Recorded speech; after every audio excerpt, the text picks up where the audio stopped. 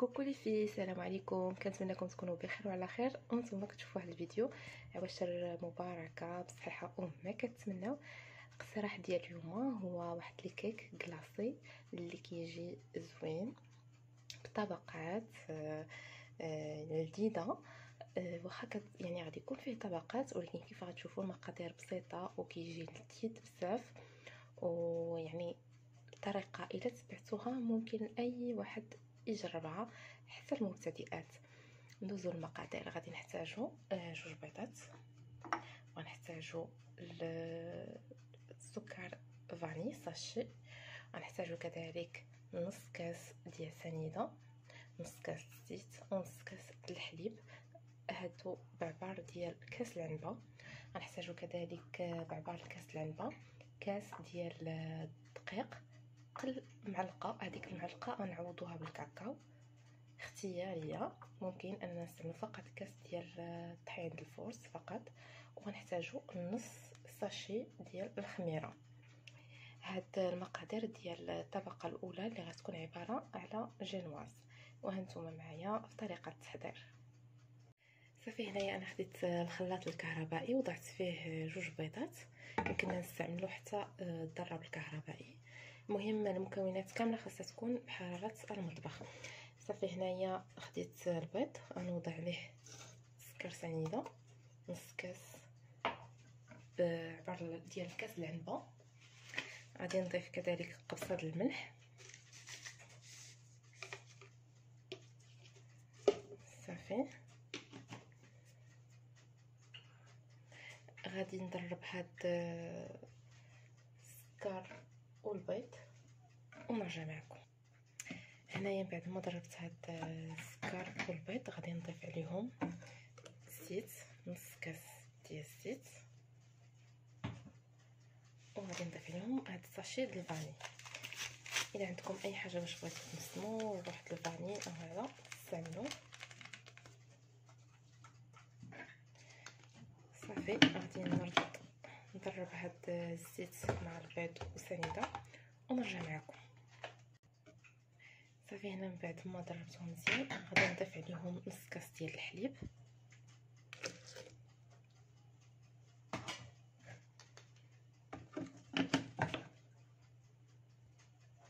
صافي، هنايا من بعد ما ضفت الحليب وضربت الخليط مزيان غادي ناخذ اناء وغادي نوضع فيه هذا الخليط.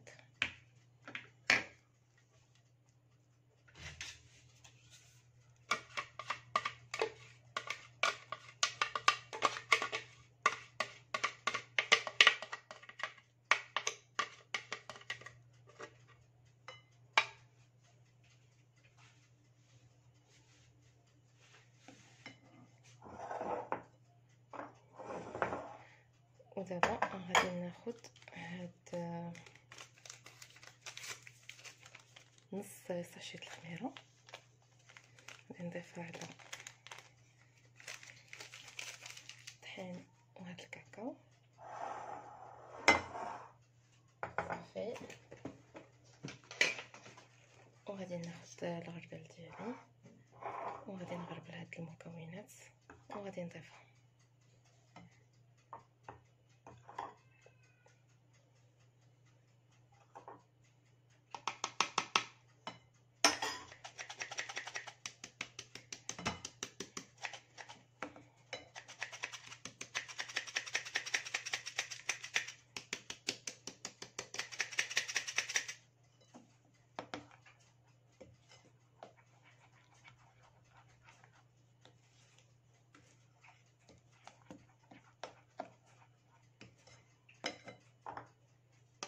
غادي نضيف هاد الباقي ديال الطحين والكاكاو.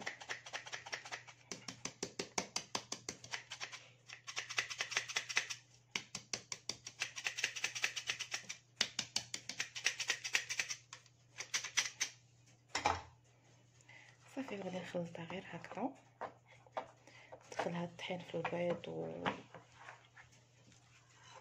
وداك الخليط يمتزج.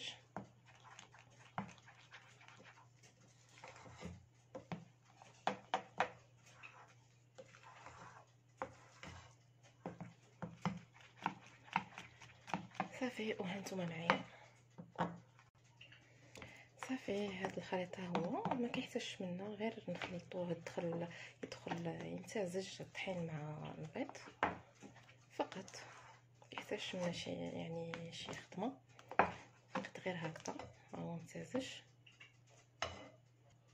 صافي. انا خديت هنايا المول اللي كيتحل، ضروري هاد المول لان غادي يساعدنا. وغادي نوضع فيه هاد الخليط. في هاد الاثناء راه عندنا البنات الفران كيسخن على درجه حراره متوسطه، درجه 180. صافي ما كيحتاجش منا هاد الجانوس، ما كتحتاجش منا زعما وقت طويل، هي كتوجد يعني واحد 25 دقيقه، يعني من 20 دقيقه حتى ل 30 دقيقه على حسب الفران. فهي كيف كتشوفوا راه فيها مقادير بساط، وما غنحتاجوش انها تطلع، فقط جينواز اللي غتجي طبقه رقيقه اللي غنعتمدوها كطبقه رئيسيه للكيك كلاصي ديالنا. صافي.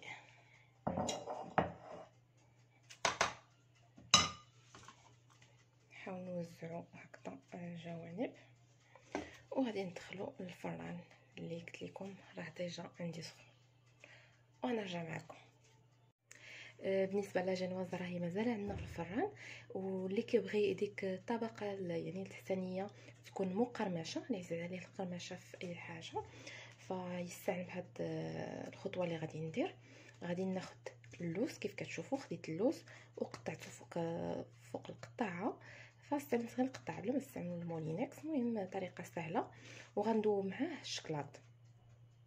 صافي. وغادي نضيفو فوق يعني لا جينواز، هانتوما غتشوفوا كيفاش.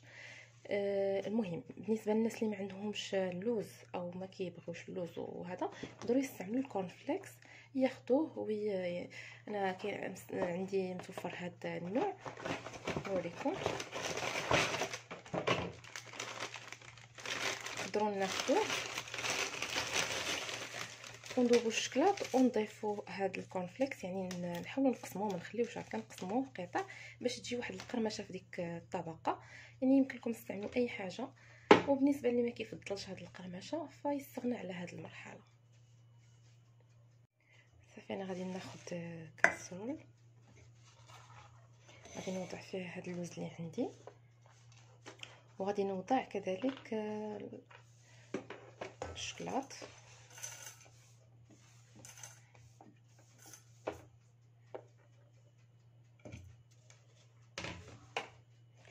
غنديروه في حمام مريم من الافضل باش ما يتحرقلناش الشكلاط ويلصق. ونرجع معكم. ها هي الكيك من بعد ما خرجتها من الفران، تقريبا بقات واحد 30 دقيقه على درجه حراره 180 درجه، كنت شاعل عليها غير من تحت فقط. صافي. دابا انا خديت القهوه، ها هي القهوه اللي عصرت، سواء نديرو قهوه معصره ولا نديرو القهوه سريعه الذوبان. المهم هذه هي باش غادي نسقي هاد الجينواز ديالي ونرجع معكم. صافي. ناخدو نسقيو جينواز. الا كانت عندنا جينواز سخونه فالقهوه خاصها تكون بارده، والعكس الا كانت بردات لينا جينواز القهوه تكون عندنا سخونه. صافي. انا نستمر انني نسقيها كامله بحال هكذا ونرجع معكم. صافي البنات، من بعد ما شربت هاد لاجينواز ديك القهوه اللي درت ليها، انا بغيت غير نوريكم بلي ما كتجيش طالعه، كتجي لنا واحد الطبقه رقيقه. صافي. هنايا ها هو داك الشكلاط مع اللوز اللي ديجا ذوبنا.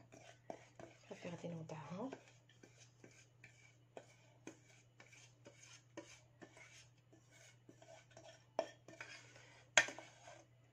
غادي نوضعو، غادي نطيح عليه على الجينواز ديالي كامله ونرجع معكم.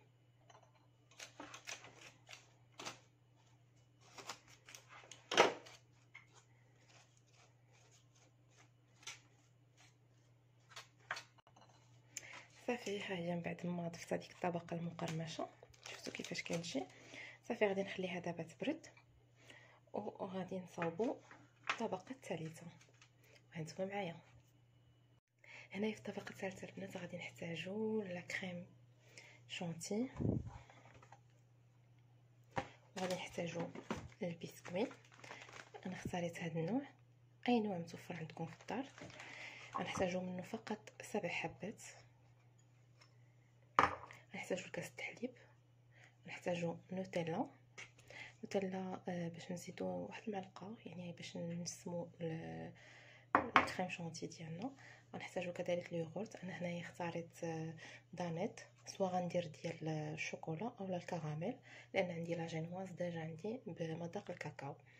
غنحتاجوا كذلك الجيلاتين، ورقه او 2 ورقات، باش هذاك يعني الطبقه هذه تكون ملي غادي نقدموها ما تسيحناش، لان اون فوا ما نديروش يعني جيلاتين، اون فوا نخرجوها من الثلاجه غادي نحطوها بيد ما نبداو يعني نقسمو هذا مع العائله غادي تبدا تذوب وديكشي. دونك من الاحسن نستعملوا جيلاتين لان باقي الحراره. صافي هانتوما معايا في طريقه التحضير. هنايا الفيديو البنات حبس ليا وانا كيحسبني كنصور. المهم خديت الخلاط الكهربائي وضعت فيه العناصر كاملين، يعني الحليب والبسكويت، معلقه ديال نوتيلا ودانيت شوكولا. دابا خديت الجيلاتين عصرتها مزيان داك الماء وغادي نضيفها، غنطحن الكل ما عدا لا كريم شونتي. وهانتوما معايا صافي. هنايا البنات من بعد ما خلطنا الخليط يعني ندمج، غادي ناخدو اناء فين غادي نطلعو الكريمه ديال الشونتي، غادي نوضعو هذا الخليط اللي طحنا ديال الحليب والبسكويت ودوك العناصر كاملين، وغادي ناخد تبعيا هاد الكريم شونتي وغنضيفها عليهم. انا غنضيفهم كامله.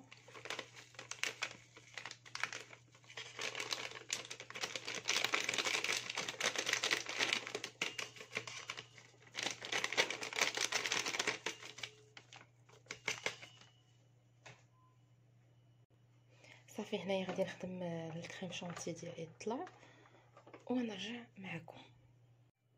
هاي الشونتي من بعد ما وجدت خديت ليها الوقت انها تطلع مزيان. دابا غنضيفوها على الطبقات اللي ديجا حضرنا. دونك ها هي لاجينوز مع ديك الطبقه المقرمشه ديجا بردات، غنضيفو ليها هاد الكريم شونتي اللي خدمنا.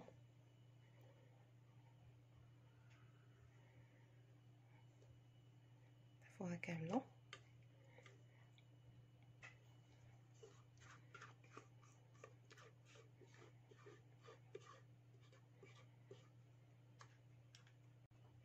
صافي ها هي نحاولو نوزعوها.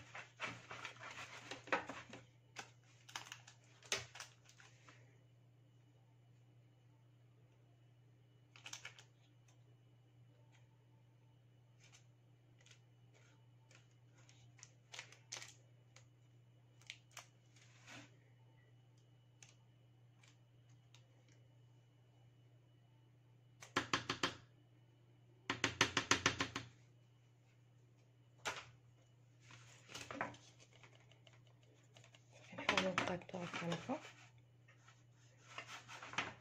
وغادي ندخلو هاد الثلاجه. انا غندخلها ليله كامله حتى الغدا، عاد غنزيد الطبقه الفوقانيه اللي غادي تكون هي الاخيره.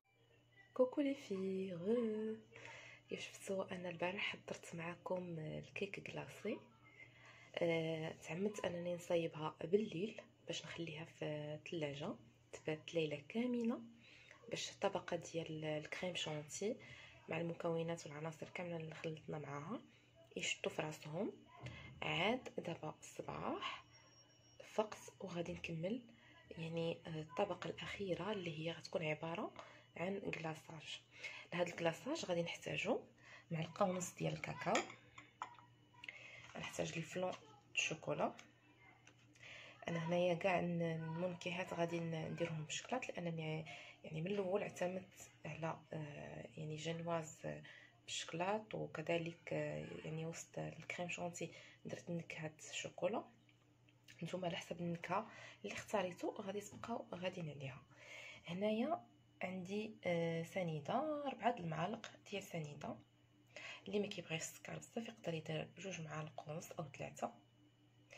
صافي هنايا عندي نص كاس ديال الماء ما عادي صافي. وغادي نمروا لطريقه التحضير. صافي البنات هنايا في طريقه التحضير فهي ساهله بزاف. غادي نوضع السنيده اللي عندي 4 المعالق. هاد الكاكاو ضروري خاصني نغربلو، لان الكلاصاج ما خصوش يجي فيه كويرات، خصو يجي طبقه لامعه وطبقه يعني وحده بحال ديال المحترفين. فقط نغربلوه. في حاله ما اذا يعني نسيتو تغربلوه في هذه المرحله حتى تحصلوا على الكلاصاج في يعني في الاخر، وديك الساعات غربلوا هاد المكونات كامله عاد نوضعوهم فوق الكيك ديالنا. صافي انا غنستمر نغربل هاد الكاكاو ديالي وغنرجع معكم. صافي هنايا غربلت الكاكاو الكميه اللي عندي معلقه ونص. غادي نضيف دابايا هاد الفلون ديال الشوكولا.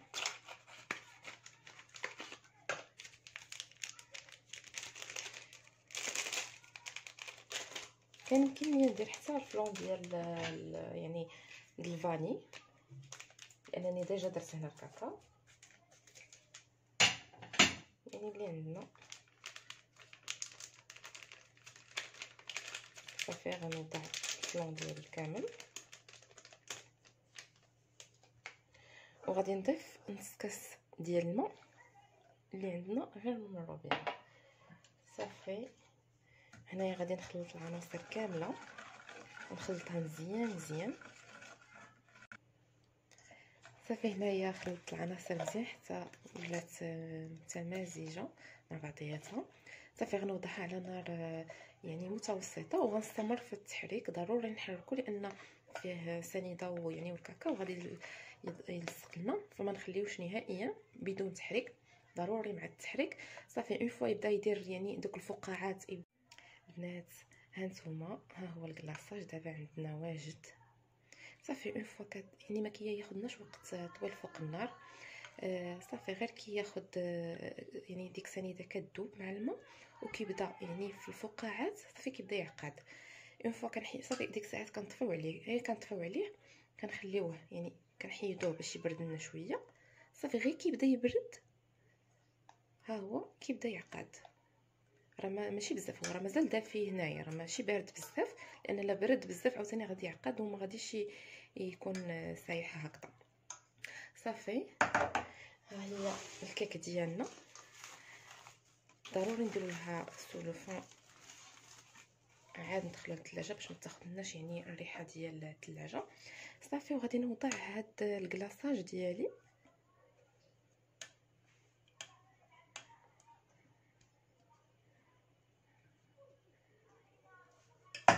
صافي غادي نحاول انني نوزعو على هاد الكيك ديالي وهانتوما معايا. صافي ها هو البنات من بعد ما يعني وزعت هذيك الكلاصاج طبقه الكلاصاج على المول ديالي كامل، فكنحاولوا نسرعوا ديك العمليه لان دغيا كيجمد، لان عندنا الكيك بارد وهو دغيا كيجمد لينا، فكنحاولوا دغيا نوزعوه. صافي دابا نرد ليه يعني غادي نغطيه وغادي نعاود ندخلو للثلاجه باش يبرد. خصو حتى يبرد وهاد الطبقه الاخيره تشد راسها، وهاديك الساعات نديرو التزيين ديالنا. كوكو لي في بالنسبه للتزيين ديال الكيك ديال الجوانب ديال الكيك ديالنا، انا خديت هاد البسكوي اللي ديجا شاركت معكم وضعته في بلاستيك بحال هكا، بلاستيك غذائي. صافي حطيته بحال هكا وخديت المقلب وبقيت كنهرمش فيه. صافي حتى حطيت عليه بحال هاد على هاد الشكل. كيف كتشوفوا. وهاد يعني هاد الطريفات الصغار الصفر اللي كتشوفوا هما قطع من الكورنفليكس، حتى هو خديته هذاك غير بيدي دغيا تفرتت صافي. غنحتفظ بهم باش غادي نزين الجوانب ديال الكيك. ها هو الكيك كلاصي ديالنا بعد ما زيناه كيجي رائع، وخليناه في الثلاجه يعني مده على الاقل واحد 4 سوايع، وقبل ما نقدموه واحد الساعه نخليوه في المجمد يتماسك. كيجي رائع، كنتمنى انكم تجربوه. وصلنا لنهايه الفيديو، مع السلامه.